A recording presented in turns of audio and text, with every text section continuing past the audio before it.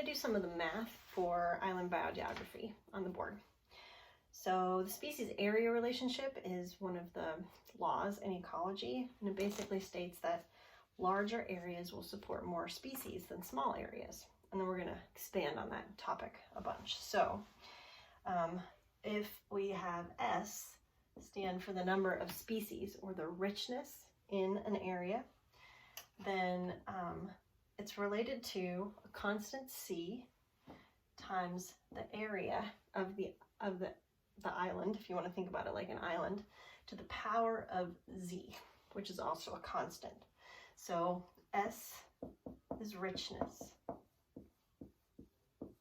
A is area, and C and Z are constants.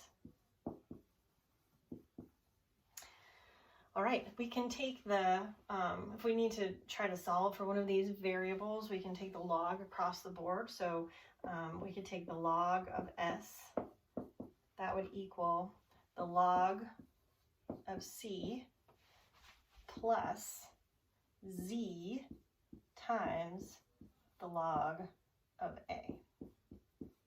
So that's just using some basic log math. And now if we wanted, we could solve for one of these other variables. So it's important to realize that there's this area effect, but there's also kind of the distance from a pool of potential colonists. And so there's both a distance effect and an area effect. And together, those two factors make what's called the equilibrium model of biogeography, or the MacArthur-Wilson model. And this model is a balance between immigration to the island and extinction rates once there are species on the island. And the way that we think about this model is if we have P equal basically a pool of species, possible colonists, okay?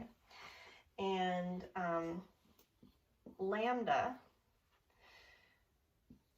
subs S is the immigration rate.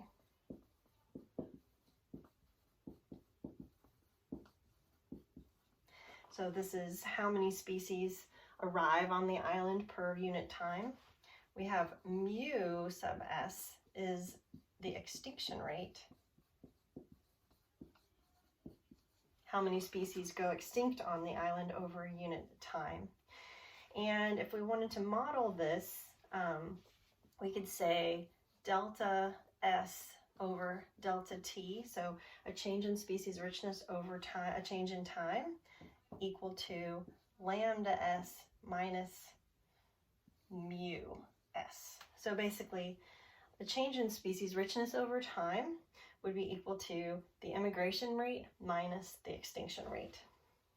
And we can set this equation equal to 0, and then we can solve for the equilibrium at a particular number of species. And to do that, we would get lambda S is equal to I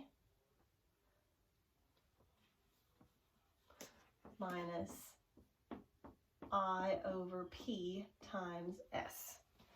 And basically what this says is that the immigration rate is equal to I, which is the maximum immigration rate when an island is empty, minus I over P, which is all the species that have colonized, times S.